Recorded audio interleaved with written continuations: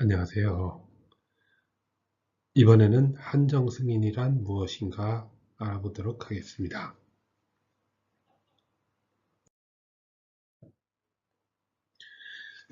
한정승인이란 무엇인가에 답하기에 앞서 도대체 빚, 부채, 채무, 빚이란 무엇인가에 대해서 짚어보고 넘어가도록 하겠습니다.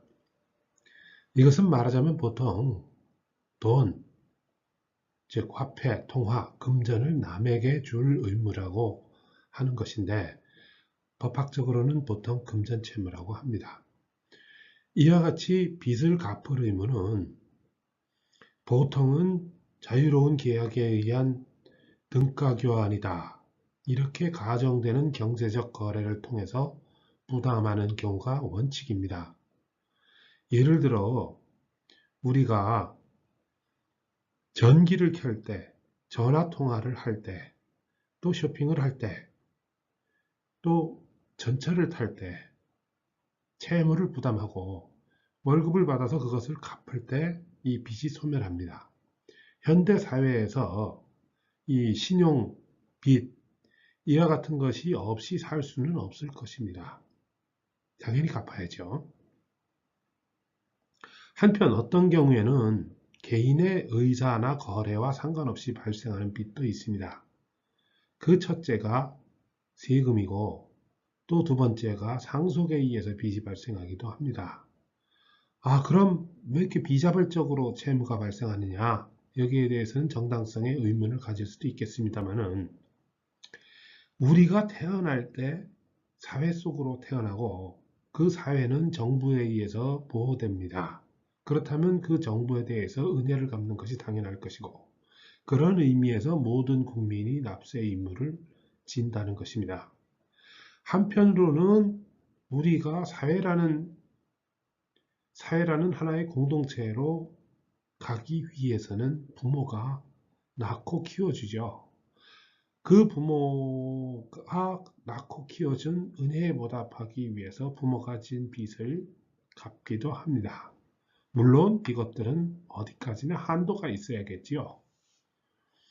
빚을 물려받거나 하는 정도가 지나치면은 어떤 사람들은 거의 경제 사회에 통합되지 못하는 노예 상태가 될 수가 있습니다. 그래서 이 상속으로 인해서 빚이 승계되는 것은 막는 것이 현대 민법의 정신입니다. 자, 우리 두 가지 입법례를 한번 생각해 봅시다. 죽은 사람의 빚을 처리하는 두 가지 방식이 있는데 어느 방식을 택할지는 그것은 입법 정책의 문제입니다. 물론 여기에서 죽은 사람의 빚을 제한 없이 갚게 하는 그와 같은 방식도 있겠는데 그런 것은 봉건적인 방식이고 우리 근대 민법에서는 인정되지 않습니다. 첫째 방식은 에스테이트, 그러니까 상속재산, 재단, 이와 같은 것을 청산하는 형태입니다. 미국에서 이렇게 적용한다 그러죠.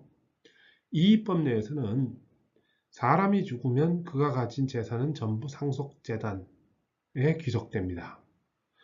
죽은 사람에 대한 채권자는 이 재단에 대해서 채권을 행사합니다. 이 재단을 관리하는 사람이 재산을 모아서 돈으로 바꿔서 빚을 갚고 그러고도 남은 재산이 있으면 상속인에게 인도합니다. 그러니까 상속인이 죽은 사람으로부터 직접 받는 것이 아니라 이 재단이라는 매개체가 있는 것이죠. 그렇다면 여기에서 상속인은 원칙적으로 죽은 사람의 빚을 상속하지 않고 물론 자발적으로 갚아줄 수는 있겠죠. 그래서 사람이 태어날 때부터 부모의 빚을 어쩔 수 없이 물려받았다. 이런 경우는 발생하지 않게 되겠습니다. 이에 반해서 우리나라나 일본이 택하고 있는 방식이 즉시 상속하는 방식입니다. 사람이 죽으면 즉시 그의 권리 의무가 상속재단을 거치지 않고 상속인들에게 바로 들어가므로 죽은 사람의 빚은 바로 상속인의 것이 됩니다. 물론 재산을 분리할 수 있습니다. 다음에서 보는 바와 같이. 또 상속인은 상속을 포기하거나 상속 재산의 범위 내에서만 채무를 이행한다. 이와 같은 한정 승인의 선언을 재판으로 승인받을 수 있습니다. 자, 볼까요? 자, 우리 민법의 원칙은 1005조에 보면은 상속과 포괄적 권리 의무의 승계라는 제목으로 상속인은 상속 개시된 때로부터 피상속인의 재산에 관한 포괄적 권리 의무를 승계한다. 그러나 피상속인의 일신에 전속한 것은 그러하지 아니하다. 이렇게 되어 있네요. 이게 쉽게 말하면은 죽은 사람의 구두 속으로 들어가는 것. 말하자면 죽은 사람 행세를 하는 것이 되겠습니다. 여기에 상속인이 여러 명일 때에는 이 1006조에서 공동상속과 재산의 공유라는 제하에 표현하고 있네요. 상속인이 수인인 때에는 상속재산은 그 공유로 한다. 이렇게 말하자면 이 공유라고 하는 것은 원칙적인 이 공동소유의 형태다 해서 이 자유롭게 그 지분별로 공동소유한다. 이렇게 돼 있는 그 형태라고 관념되고 있습니다. 금전이나 채무와 같이 숫자적으로 분할 가능한 것은 그대로 분할돼 가지고 상속인들 각자에 귀속하는 것으로 관념합니다. 즉 공동으로만 책임을 지고 공동으로만 행사할 수 있는 것이 아니고 분할 채무 관계가 됩니다. 공유라고 할 때는. 예를 들어 죽은 사람의 빚이 100원이었다. 그런데 상속인이 형제 두 사람이다. 그러면은 각 자녀가 50원씩 채무를 부담하는 것이 되겠습니다. 이러한 현상을 포괄승계라고 합니다. 채무를 포괄승계하는 것이죠. 우리 민법의 원칙이 이렇습니다. 그렇게 되면 부당한 경우가 생기겠죠. 조상한테 물려받은 재산은 예를 들어 50인데 채무가 100이다, 1000이다, 뭐 2000이다 이런 식으로 갈 수가 있거든요. 그러면은 조상의 부모의 빚을 자식이 물려받아서 대대로 갚아야 되는 그런 문제가 있습니다. 그게 발생하지 않기 위해서는 특별한 조치가 필요하겠습니다. 법률은 3개월이라는 기간을 부여를 하고 있습니다.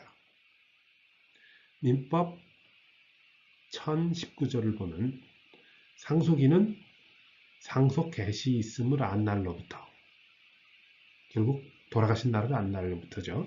3개월 내에 단순 승인이나 한정 승인 또는 포기를 할 수 있다. 이렇게 되어 있습니다.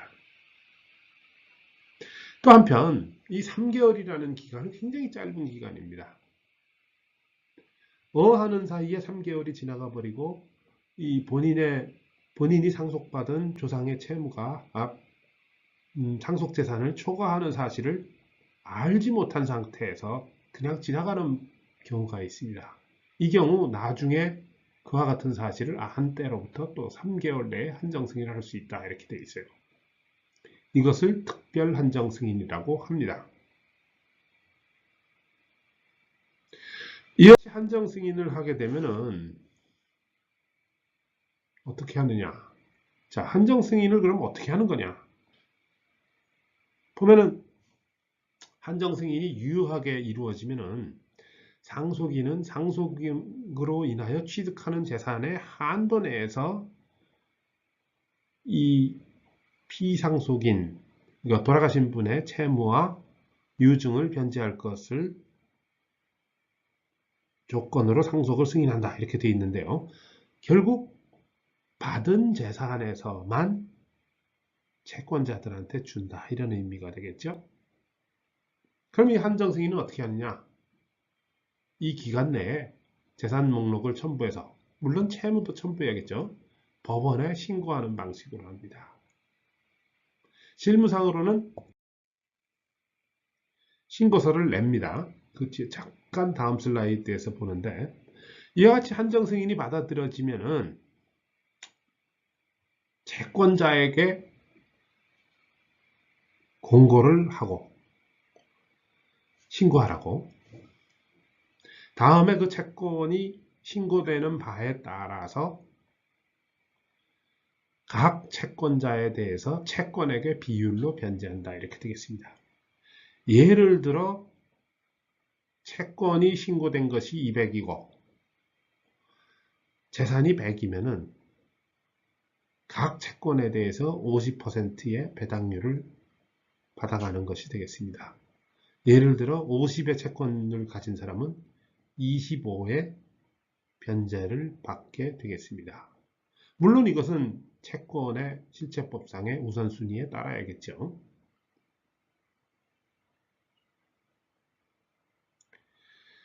다음에 그럼 실제로는 어떻게 하느냐? 어떻게 하는 거냐? 이것은 법원 홈페이지에 들어가면은 대법원 대국민 서비스 양식 순서로 찾아 들어가면은 상속 한정 승인 심판 청구서가 있습니다. 여기에 빈칸을 채워서 구비 서류와 함께 내면 되겠습니다. 물론 이 경우에 따라서 다 틀리기 때문에 가능하면 법률 전문가의 조언을 받으라고 말씀드립니다만은, 그렇지 않고 그냥 개인이 따라해도 뭐 그렇게 크게 문제되는 경우는 그렇게 많지가 않습니다. 뭐 이 양식에 보면은 뭐 어디 당사자들을 표시하고, 그 다음에 첨부 서류를 뭘 첨부해야 되느냐, 그것도 이 양식에 나온 겁니다.